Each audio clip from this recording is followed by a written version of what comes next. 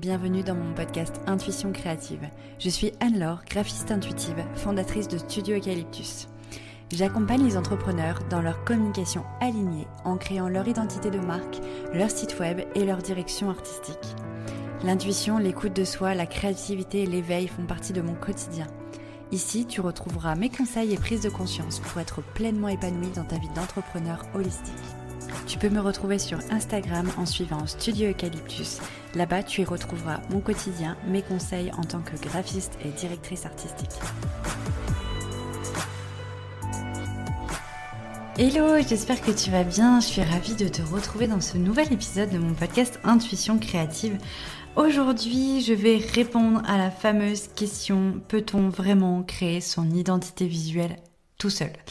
Clairement, ça, c'est une question que je reçois très souvent et j'ai envie de te partager mon point de vue à ce niveau en essayant d'être le plus, neutre possible et aussi en te partageant du coup les retours clients que j'ai pu avoir, quel type de clients je reçois pour la création d'identité visuelle et leur parcours avant de me contacter. Donc je vais faire un mélange entre les faits neutres, les retours clients, les expériences qu'ils ont eues avec la création d'identité visuelle seule. Et puis, on va parler du coup, je vais segmenter cet épisode avec les avantages de le faire seul et les avantages de le faire avec un graphiste. Et puis, à la fin, je te partagerai quand même mon point de vue, mes valeurs à ce sujet. Alors, comme je te le disais, dans cet épisode, je vais vraiment te transmettre les faits que je constate auprès des clients qui ont fait leur identité seuls et aussi d'un point de vue de mon expertise. Alors, pour commencer, déjà, on va parler quand même des avantages de faire son identité visuelle tout seul. Déjà, je te l'accorde, sur les réseaux sociaux, sur le web, dans les articles de blog, dans les newsletters, dans les formations, etc., on trouve quand même beaucoup d'infos pour pouvoir faire son identité visuelle seule. On peut trouver aussi des palettes de couleurs dans des freebies, et moi-même je propose des palettes de couleurs dans mes freebies, sur Pinterest et partout ailleurs. Il y a beaucoup d'informations qui te sont proposées pour pouvoir faire ton identité seule. Donc effectivement, je te l'accorde, tu peux vraiment avoir les clés pour le faire toute seule. Parce que tu es certainement une personne indépendante qui a besoin d'accomplir plein de projets toute seule, de vouloir essayer en fait d'aller vers des choses nouvelles, de te débrouiller, d'avancer, etc. Et donc pour ce côté indépendance, de réaliser quelque chose de satisfaisant, je te l'accorde, c'est un avantage de le faire seul. Parce que tu vas aller chercher des informations à droite, à gauche, afin de trouver vraiment ton idéal au niveau de l'identité, au niveau des couleurs, au niveau des typographies. Et tu vas avoir cette sensation d'accomplissement, de performance aussi, parce que ça va dépasser forcément tes expertises à toi qui te sont propres. Et du coup, ça peut être très satisfaisant de faire quelque chose tout seul, je te l'accorde. Je suis moi-même très indépendante et c'est quelque chose qui nous fait du bien. L'autre avantage de faire son identité visuelle seule, ça va être un avantage d'argent. Effectivement, si tu viens tout juste de te lancer dans l'entrepreneuriat, Dieu sait que tes dépenses sont comptées. Tu as sûrement dû investir dans du matériel, dans des formations et la communication parfois peut être venir en second plan et peut-être que tu n'as pas le budget nécessaire afin de payer quelqu'un pour faire ton identité visuelle, payer un graphiste. Et du coup, cette démarche de faire son identité soi-même peut être un vrai avantage, on va dire, financier. Ensuite, l'avantage que je voulais te parler, c'est le temps.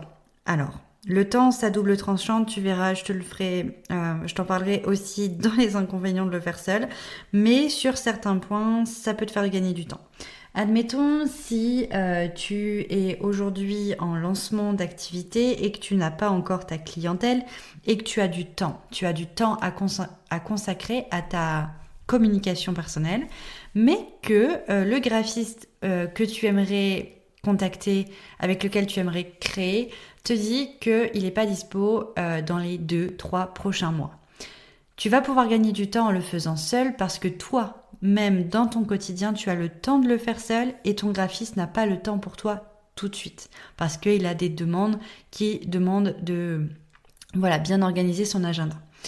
Donc, de ce point de vue, si toi tu as le temps, tu vas gagner du temps à le faire seul.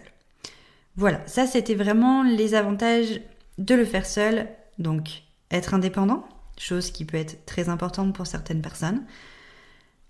Ne pas dépenser d'argent et de le faire rapidement si tu as le temps pour le faire. Maintenant, on va passer aux inconvénients, selon moi, de le faire sans graphiste. Alors, bien entendu, je suis graphiste, donc je vais t'expliquer mon point de vue d'expert. Et du coup, les inconvénients de le faire seul et les avantages de le faire accompagné. Je vais tout de suite rebondir sur le temps.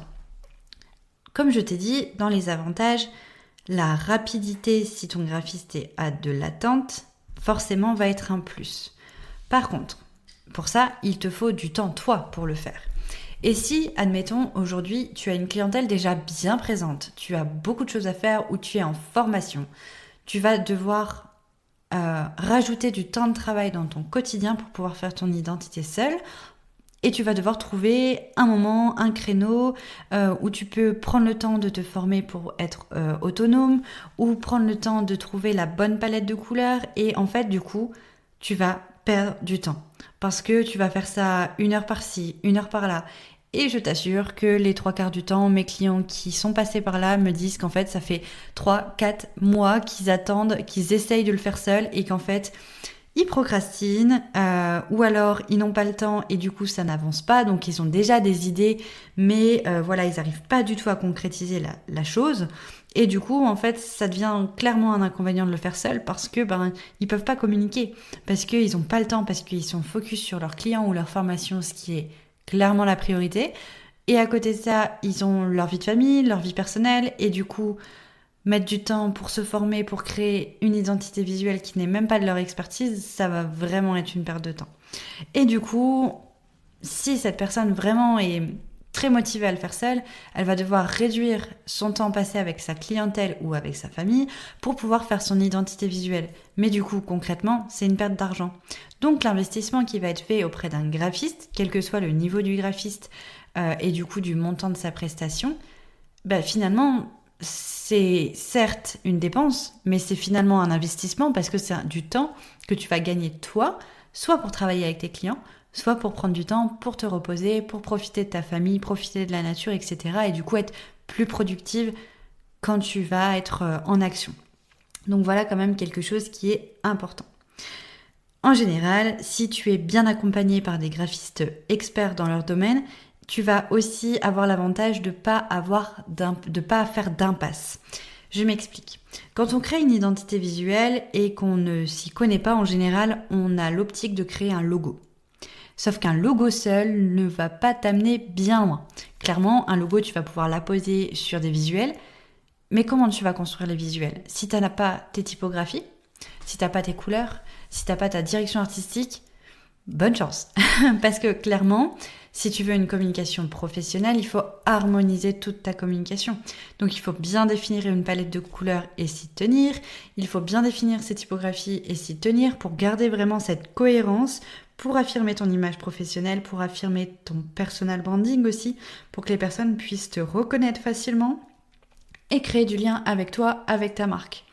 Donc voilà, en fait, le fait de passer par un graphiste, ça t'évite les impasses parce que ton graphiste saura qu'il est vraiment nécessaire et primordial de passer par la création effectivement de l'illustration qui va venir s'apposer à ton logo principal, mais aussi des déclinaisons afin de varier ta communication et d'être toujours lisible quels que soient les supports que tu vas utiliser, une palette de couleurs qui va répondre vraiment à tes besoins et des typographies. Donc vraiment, tout cet ensemble va te permettre d'avoir toutes les clés pour bien communiquer. Et quand on est seul, on a tendance un peu à négliger tous ces détails. Ensuite, le fait de passer par un expert dans le domaine, ça va être un avantage parce que tu vas avoir un regard extérieur sur qui tu es. Parce que clairement, même en tant que graphiste, quand c'est nous, on parle de nous. On sait nous pertinemment ce qu'on veut renvoyer, on sait qui on est, etc. Et du coup, quand on est entrepreneur, on est un peu seul et on a du mal à prendre le recul sur ce qu'on renvoie, quel message on renvoie aux autres. Le fait de passer par un graphiste, si le graphiste prend le temps d'être en immersion dans ton univers, ce que je fais dans mes accompagnements sur mesure où je passe du temps à vraiment découvrir mon client, ça va lui permettre de te découvrir d'un point de vue extérieur. Parce que quelques mois avant, en général, il ne te connaît pas, il ne sait pas qui tu es, et du coup là, ça va être vraiment une page blanche. Et toutes les choses que tu vas ressortir dans la période, dans l'étape d'immersion, vont vraiment être en fait les choses essentielles. Donc moi je sais que je passe sur le positionnement, sur les valeurs, sur la vision, sur le client idéal, etc. pour vraiment reposer toutes les bases aussi stratégiques. Mais même aussi au-delà de ça, c'est qu'est-ce que tu fais, pour qui tu le fais et quelle est l'émotion que tu vas transmettre dans tes accompagnements, dans tes produits, etc. Et ce regard extérieur du graphiste va permettre d'y voir plus clair et sûrement de voir des choses que toi tu n'aurais pas vues. Donc le regard extérieur a vraiment de la valeur dans ces circonstances-là. Ensuite, quelque chose de pas négligeable mais qui est souvent très négligé même par certains graphistes, même si je veux pas dire de mal de mes consoeurs, les fichiers vectoriels. Pourquoi c'est important ? Les fichiers pro, les vecteurs, pour t'expliquer brièvement ce que ça veut dire que ton logo est dans les fichiers sources d'un graphiste. Il est fait sur le logiciel Illustrator à 90% du temps et il va te permettre d'avoir une qualité optimale de ton logo. C'est-à-dire que peut-être qu'aujourd'hui tu en as besoin que sur le web et les réseaux sociaux et du coup tu n'as pas besoin d'une qualité absolue, mais peut-être qu'un jour tu auras un studio de yoga par exemple et tu voudras imprimer sur ton mur le logo, l'illustration et tu auras besoin des fichiers vectoriels ou même pour floquer ta voiture, faire ton enseigne si tu es dans le bien-être et que tu as un salon, etc. où tu vas avoir besoin de ton logo dans des grandes dimensions. Et pour ça, il faut du vecteur. Le vecteur, c'est un tracé qui se trouve autour de ton logo qui va permettre vraiment pour être simple, vraiment de pouvoir l'étendre, mais vraiment à l'infini sans perdre en qualité. Et donc ça, peut-être que sur le court terme, tu te dis « Oui, non, j'en ai pas besoin, clairement, ça me servira à rien, je peux faire l'impasse dessus. » Mais dans 2 ans, si jamais tu changes d'avis, et ben la personne, donc soit la boutique de signalétique, soit un floqueur textile ou peu importe, va te demander ces fichiers sources-là. Donc si tu ne les as pas, concrètement, comment tu fais ? Et ben tu vas devoir repayer une prestation graphique pour que la personne vectorise ton logo. Et là, pour le coup, ça sera une perte d'argent. Donc, passer par un professionnel qui fait ses logos vectoriels, c'est vraiment indispensable pour le long terme de ton entreprise, de ta communication. Ensuite, chose que je prône complètement, c'est la valeur de sur-mesure et d'unique. Moi, concrètement, pour te dire, j'ai 2 offres. J'ai une offre sur mesure où je vais vraiment créer des illustrations pour une personne avec l'énergie d'une personne. Je vais proposer 3 concepts créatifs où je vais vraiment être en immersion totale dans son univers, un accompagnement qui dure plusieurs semaines, où vraiment on va aller sur le sur-mesure.